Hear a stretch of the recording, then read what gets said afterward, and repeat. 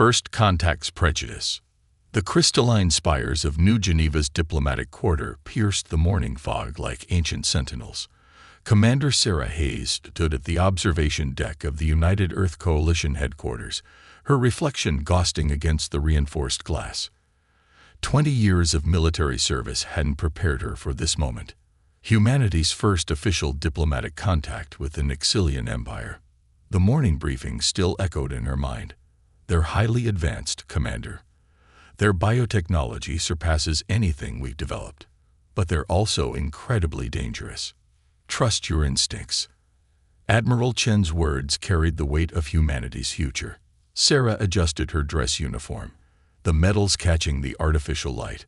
Her augmented neural interface hummed quietly, processing the countless protocols and cultural briefings she downloaded. The Nixilians were notorious for their rigid hierarchy and complex social customs. One wrong move could spark an interstellar incident.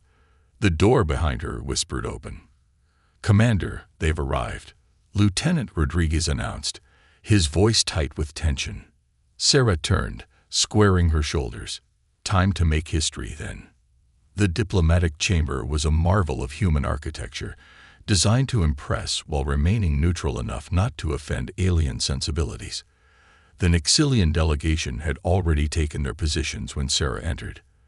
Their bioorganic armor pulsed with subtle patterns of light, a display of status and emotional state that human xenologists were still struggling to decode.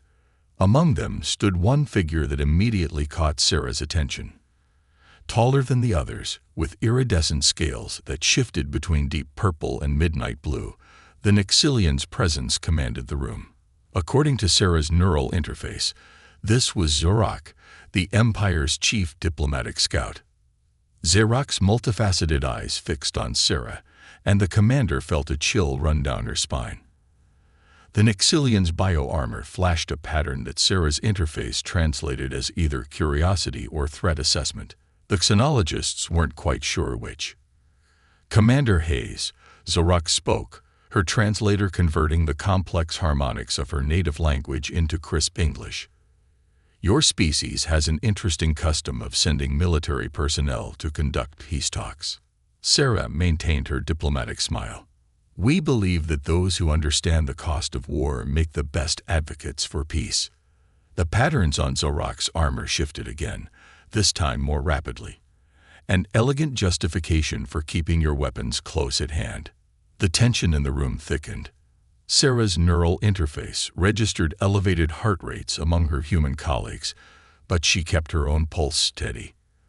"Perhaps we could focus on the trade proposals. Your empire's advances in biotechnology could revolutionize human medicine. And your species' innovations in quantum computing could benefit our navigation systems," Zorak countered. "But tell me, Commander, do you truly believe our peoples can coexist? Your kind spreads across the galaxy like a virus, consuming resources, establishing colonies, while your empire maintains strict isolation, hoarding technological advances that could benefit all spacefaring species," Sarah replied, letting a hint of steel enter her voice. The other Nixilians' armor patterns flared with warning colors, but Zorak raised a hand, silencing their protests. "You're not what I expected, Commander Hayes." "I could say the same about you, Scout Zorak." Their exchange was interrupted by a sudden tremor that shook the building. Warning klaxons blared, and Sarah's neural interface flooded with emergency protocols. Multiple unauthorized ships dropping out of quantum space, Rodriguez reported, his hands flying over the holographic controls. "They're not responding to identification requests." Sarah's combat training kicked in. "Evacuate the civilian staff. Lieutenant, get me a secure line to Fleet Command." "They're using Nixilian attack patterns," Zorak interrupted, her armor now pulsing with rapid, aggressive sequences. "But these are not Imperial ships. Pirates. Rebels. Worse, separatists who believe any contact with other species will contaminate our civilization." Zorak's translator couldn't quite capture the complexity of emotion in her harmonics. They would rather see both our peoples burn than allow cooperation. Another explosion rocked the building. closer this time. The diplomatic chamber's shields flickered, and Sarah made a split-second decision that would change the course of human-Nixilian relations forever. "Your delegation ship is faster than anything we have in orbit," she said to Zorak. "We need to get you out of here and abandon your people to die. Is this human honor?" "No." Sarah met those alien eyes steadily. "I'm coming with you. Together, we might have a chance to stop this before it becomes a war neither of us wants." Zorak's armor patterns shifted through a complex sequence Sarah's interface couldn't translate. Finally, the Nixilian inclined her head. "Perhaps there is more to humans than our reports suggested, Commander Hayes." As they raced through the chaos of the evacuation, Sarah couldn't shake the feeling that this was just the beginning of something much larger than a failed diplomatic mission. The way Zorak moved, the efficiency of her actions, spoke of someone who was far more than a simple diplomatic scout. And as their shuttle broke atmosphere under heavy fire, Sarah realized that her own role in this drama was far from what she'd been prepared for. The future of two civilizations now rested on the unlikely partnership forming between a human commander and an Nixilian scout, if they could learn to trust each other before their enemies destroyed everything they were fighting to protect. The stars stretched into quantum streaks around their ship, and Sarah Hayes began to understand that sometimes the greatest dangers and the greatest opportunities come not from our differences, but from the moment we begin to see ourselves in those we once called alien. Behind enemy lines, the quantum drive died with a shriek of protesting metal. Commander Sarah Hayes' neural interface screamed warnings as their stolen diplomatic shuttle tumbled out of faster-than-light travel, spinning wildly into an unknown star system.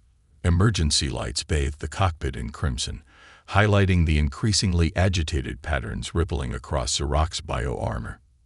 "Your human technology is corrupting our systems," Zorak snarled, her translator struggling to convey the complex harmonics of her distress.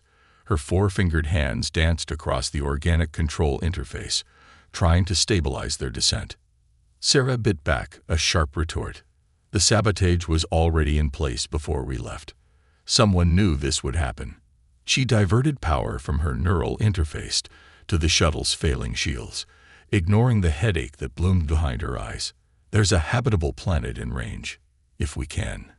The ship lurched violently, cutting off her words. Through the viewport, Sarah watched as the atmosphere of a rust-colored world rushed up to meet them. Her training kicked in, and she reached for the secondary controls, her movements synchronizing with Zorak's despite their species differences. "We're coming in too hot," Sarah warned, watching as their hull temperature climbed to dangerous levels. "Then pray to your human gods, Commander," Zorak replied, her armor pulsing with patterns that suggested either grim humor or mounting panic. "Because we're about to test the limits of Nixilian engineering." The crash was both better and worse than Sarah expected. Better, because they survived.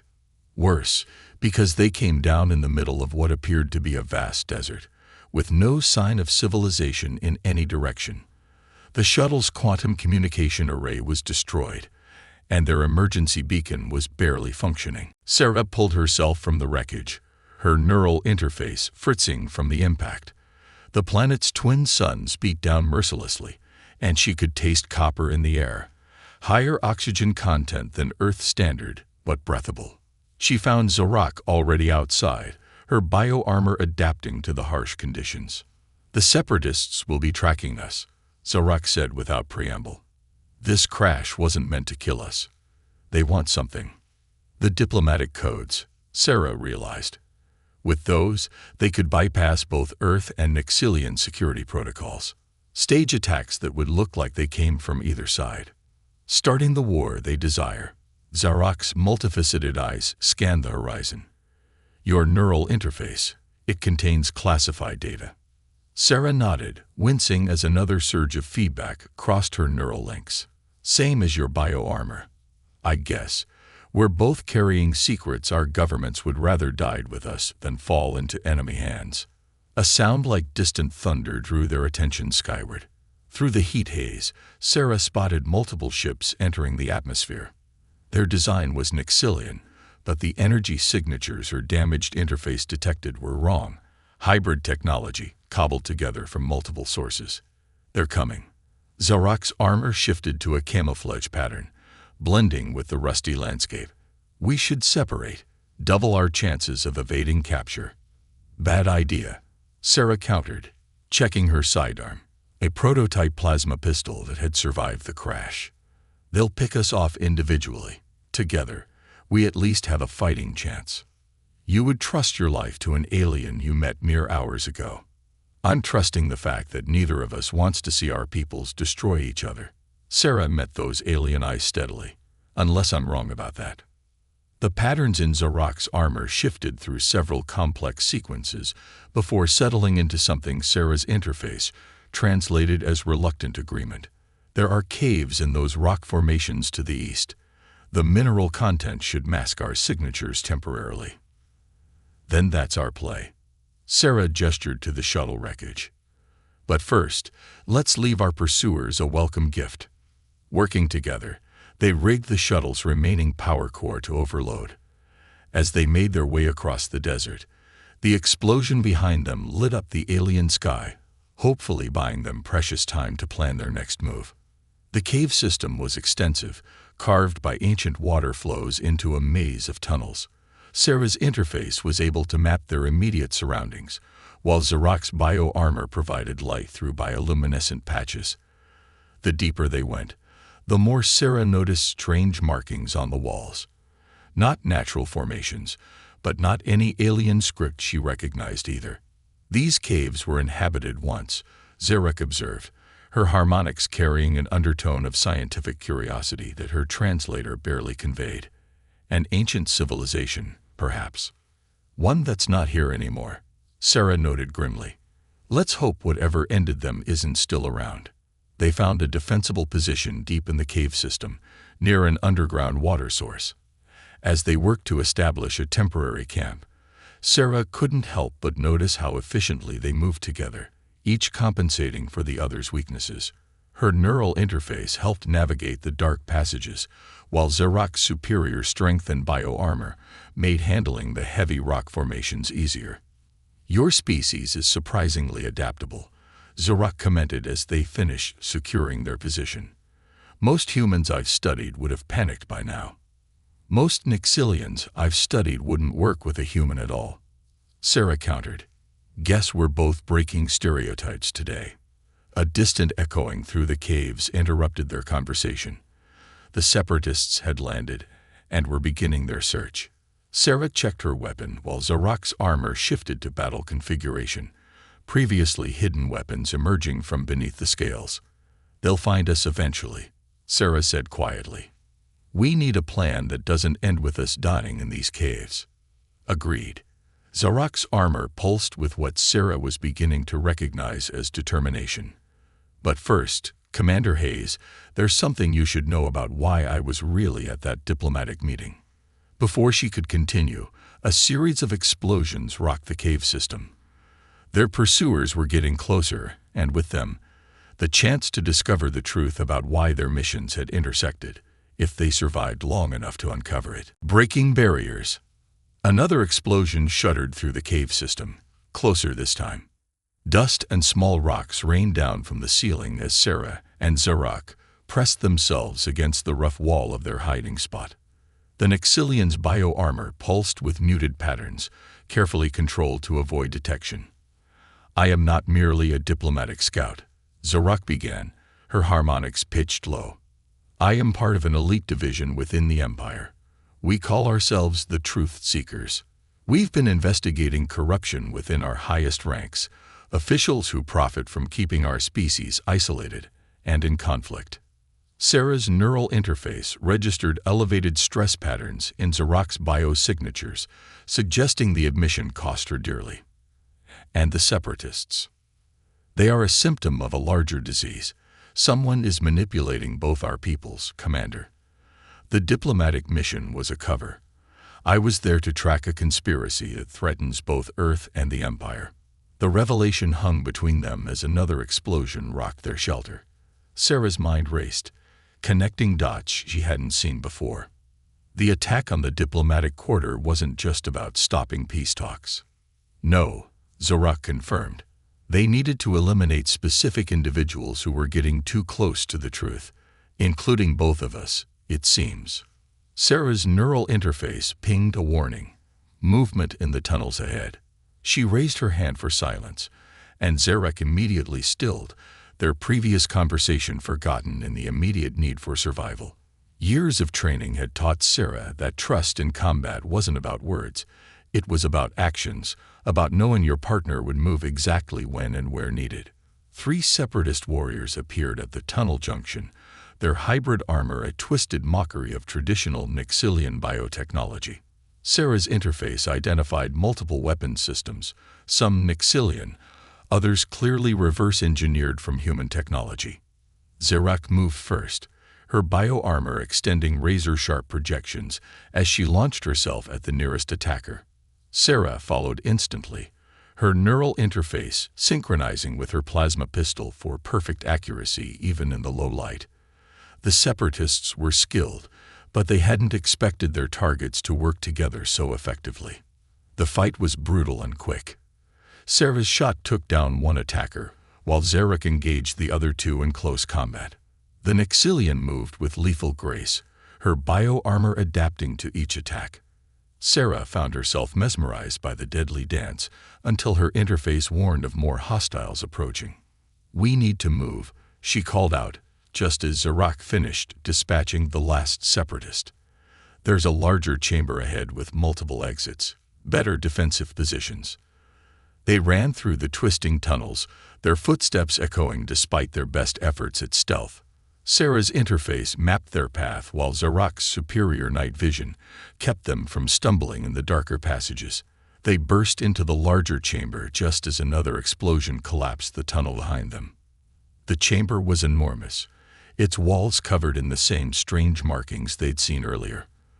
But what caught their attention was the technology integrated into the rock itself, ancient machinery that somehow still hummed with power.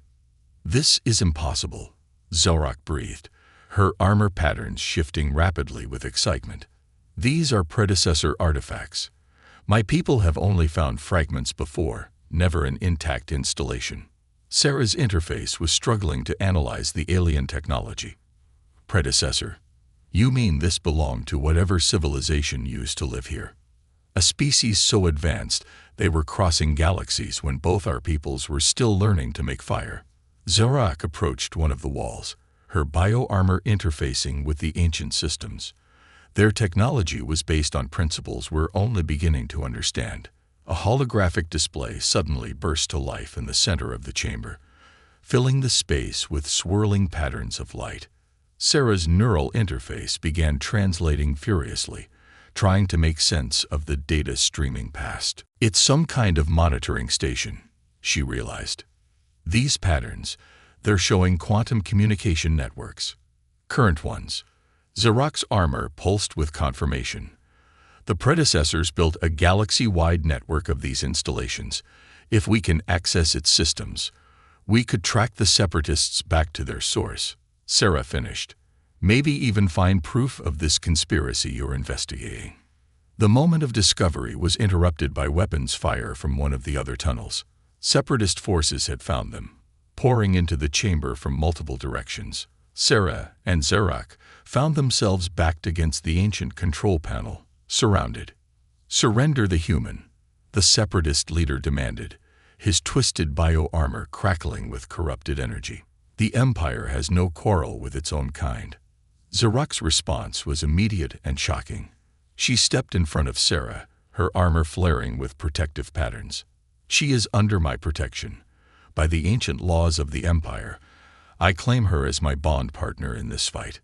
The declaration sent ripples of surprise through both sides. Sarah's interface struggling to process the cultural implications even as she maintained her combat stance. A bond partnership was more than just a tactical alliance. It was a sacred tradition in Nixilian culture, a commitment to treat another as part of one's own clan. The separatist leader's armor patterns registered disgust. "Then you will both die as traitors to your species." What happened next would be forever burned into Sarah's memory. As the Separatists opened fire, Zarak's bio-armor suddenly expanded, creating a protective shield around them both. At the same time, Sarah's neural interface synchronized with the ancient predecessor technology, responding to her desperate need for a weapon.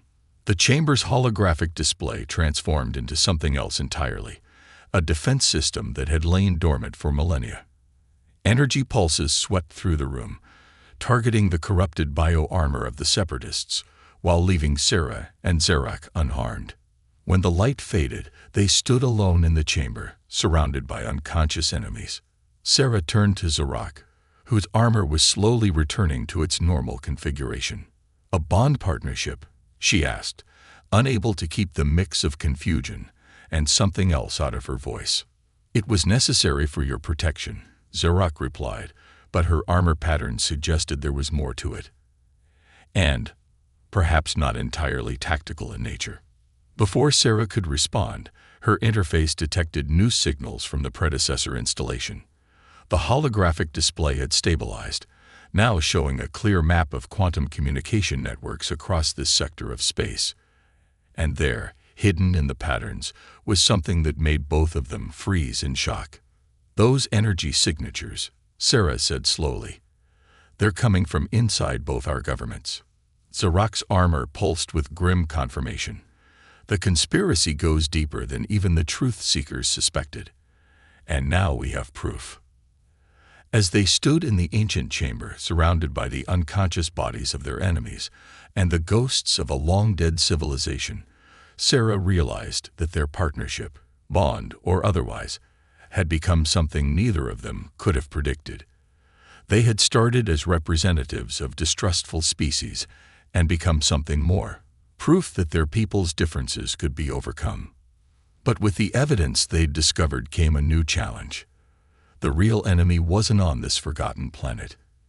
It was waiting for them in the halls of power on both their worlds. And to expose the truth, they would need to trust each other more completely than any human or Nixilian had ever done before. The truth unveiled.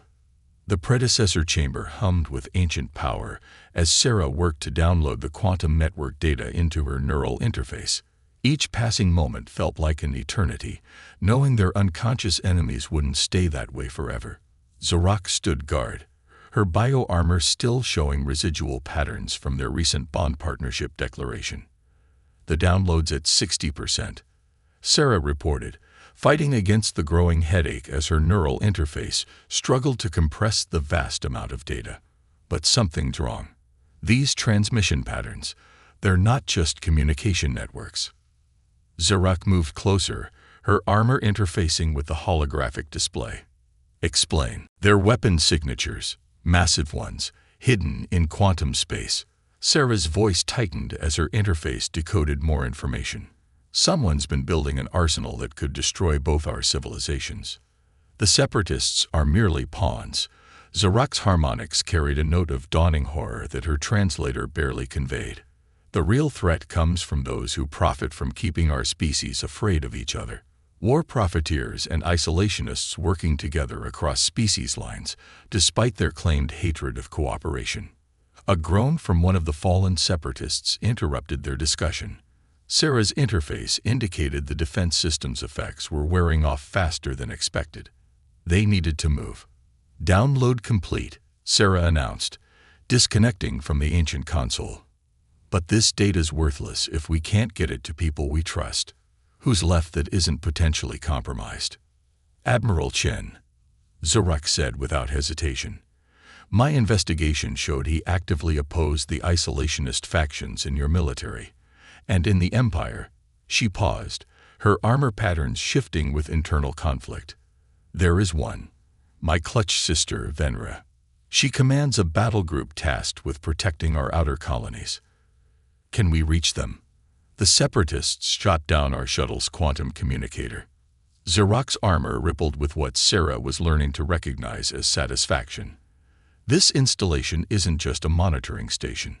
The predecessors built a network of quantum tunnels, instantaneous transport between their facilities. If we can activate it, we could bypass the conspirators completely." Sarah's interface was already scanning the chamber systems. There, that looks like a transport configuration, but the power requirements are massive. The sound of movement from the tunnels grew louder. The separatists were regrouping, and this time they'd be prepared for the ancient defenses. Sarah and Zarok worked frantically to decode the transport systems, their different approaches to problem-solving surprisingly complementary. Sarah's neural interface processed the mathematical patterns, while Zarok's bio-armor interfaced directly with the physical systems. "I think I've got it," Sarah said just as weapons fire began echoing through the tunnels. "But there's a problem. The power cells are degraded. We'll only get one shot at this, and the energy discharge will probably collapse the whole chamber. Then we make it count." Zarok's armor shifted to battle configuration even as she helped Sarah initialize the transport sequence. But first, the Nixilian turned to face Sarah fully, her armor patterns shifting to something so intimate that Sarah's interface struggled to translate it. "The bond partnership," I declared. "It wasn't just for tactical advantage. My people believe that in times of great crisis, the universe itself brings together those who can face it, what humans might call destiny." Sarah's heart raced as her neural interface registered the complex emotions in Zarok's biosignatures. "I'm starting to believe that myself." More weapons fire, closer now. The separatists were being more cautious this time, advancing methodically through the tunnels. The ancient chamber's defenses hummed to life again, but Sarah's interface indicated they were severely depleted from the first battle. "The transport system needs 30 seconds to build up enough power," Sarah reported, trying to focus on the tactical situation despite the lingering impact of Zarok's words. "Can we hold them that long? Together, perhaps."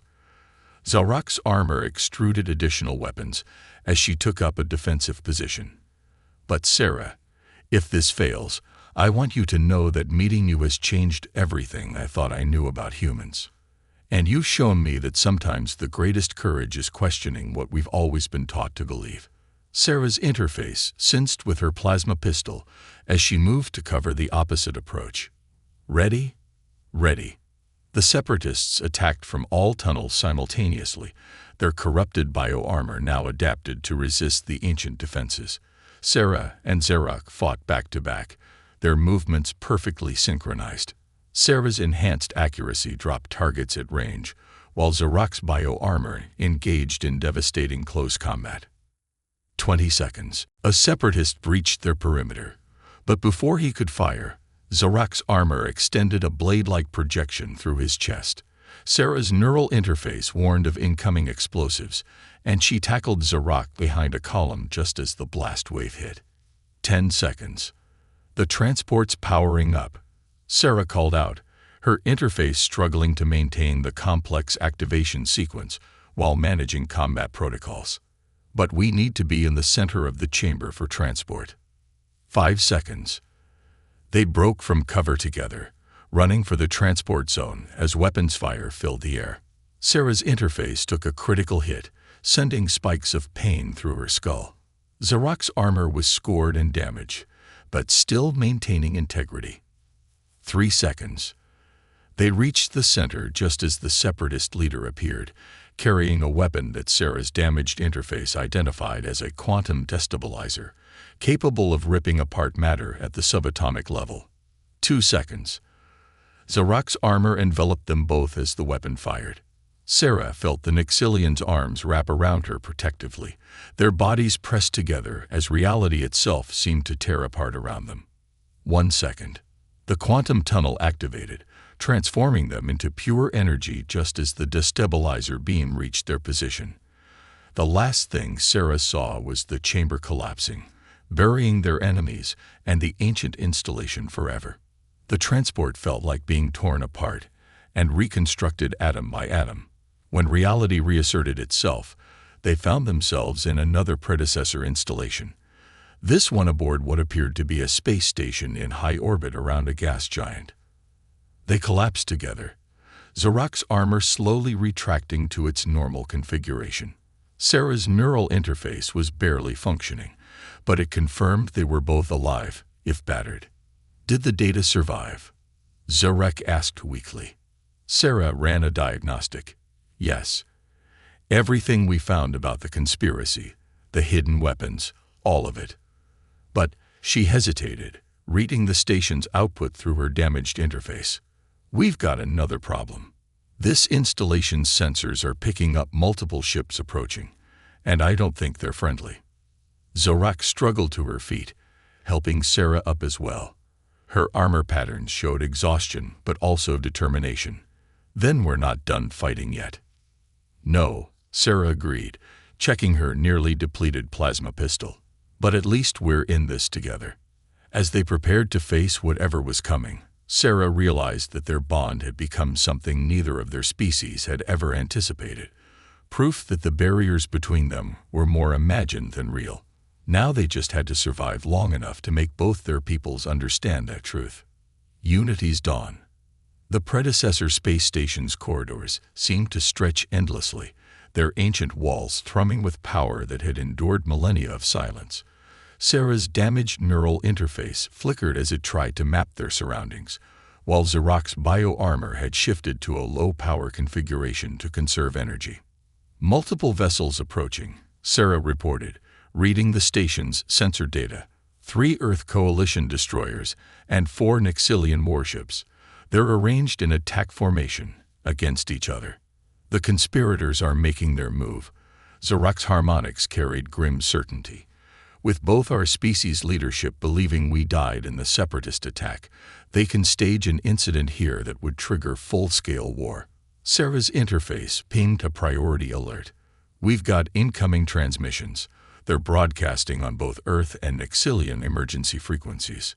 A holographic display sprang to life, showing split images of Admiral Chen and Zarak's clutch sister, Venra.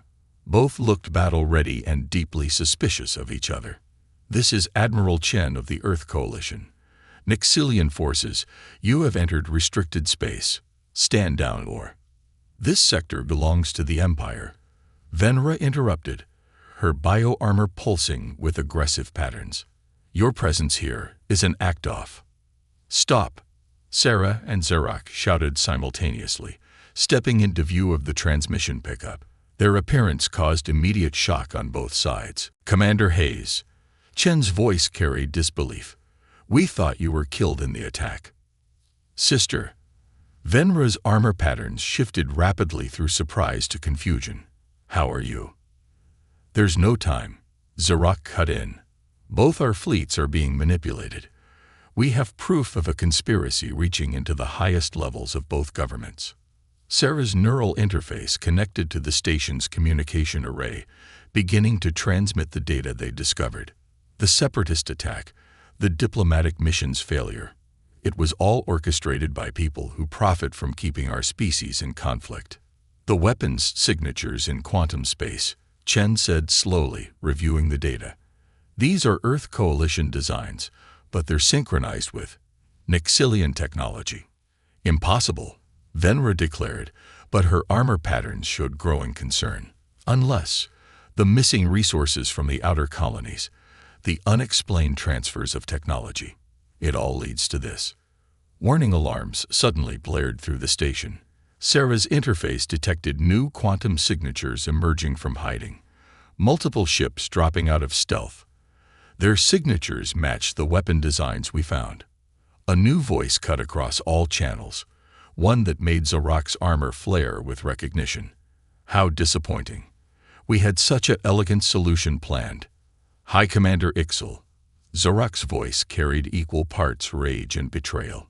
You led the Truth Seekers. You were supposed to protect our people. I am protecting them. Ixal's response was smooth, reasonable. By ensuring they remained strong, isolated, pure. Humanity's chaos would infect us, weaken us. Better a cleansing war than slow corruption. You're wrong. Sarah stepped forward, her voice carrying across all channels. Look at what Zarak and I have accomplished together. We've done more to protect both our peoples in the past day than all your elaborate schemes. Pretty words, a new voice joined, one that made Admiral Chen stiffen in recognition.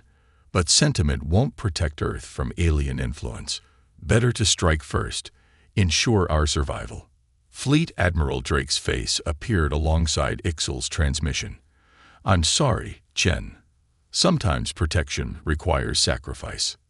The hidden fleet began powering up their weapons. Sarah's interface calculated their combined firepower could destroy both Earth and Nixilian forces before either could react.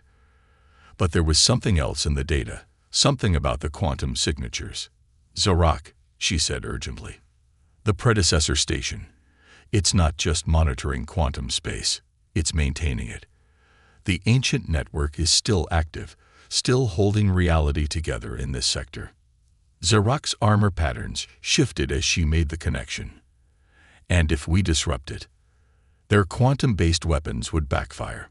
Sarah was already moving to the station's main control interface, but the power surge would destroy the station.